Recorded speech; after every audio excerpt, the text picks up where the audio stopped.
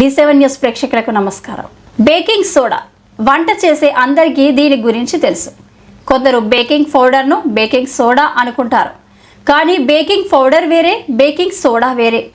Baking పౌడర్ను ఎక్కువగా కేకులు, బిస్కెట్లు, సలాడ్స్ తయారీలో ఉపయోగిస్తారు. ఇక ఆరోగ్య ప్రయోజనాల విషయానికి వస్తే బేకింగ్ సోడాతో పలు అనారోగ్య సమస్యలను నయం చేసుకోవచ్చు. పలు ఇంటి చిట్కాల్లోనూ బేకింగ్ సోడాను ఉపయోగించవచ్చు.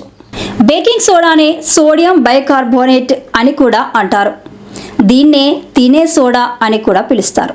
బేకింగ్ సోడా క్షార గుణాన్ని కలిగి ఉంటుంది కనుక పొట్టలో ఆమ్లత్వం అధికమైనప్పుడు బేకింగ్ సోడా కలిపిన నీళ్లను తాగితే ఉపశమనం లభిస్తుంది.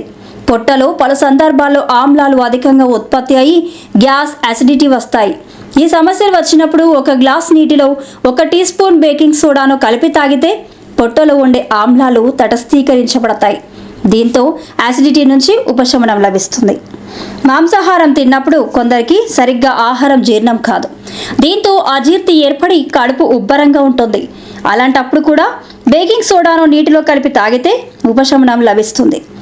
ప్రోటీన్లను విచ్ఛిన్నం చేయడంలో బేకింగ్ సోడా ఎంతగానో పనిచేస్తుంది. ఇది మాంసాన్ని జీర్ణం చేయడంలో దోహదం చేస్తుంది. బేకింగ్ సోడాను వంటల్లో ఉపయోగిస్తారు. మటన్ వంటి ఆహారాలు త్వరగా ఉడకాలంటే అందులో కాస్త బేకింగ్ సోడాను వేయాలి. ఇలాంటి మరింత ఇంట్రెస్టింగ్ న్యూస్ కోసం చూస్తూనే ఉండండి D7 న్యూస్. ఒక్క నిమిషం ఆగండి. D7 న్యూస్ ని లైక్ చేసి, షేర్ చేసి, సబ్స్క్రైబ్ చేయండి. D7 న్యూస్ నిరంతరం ప్రతిక్షణం.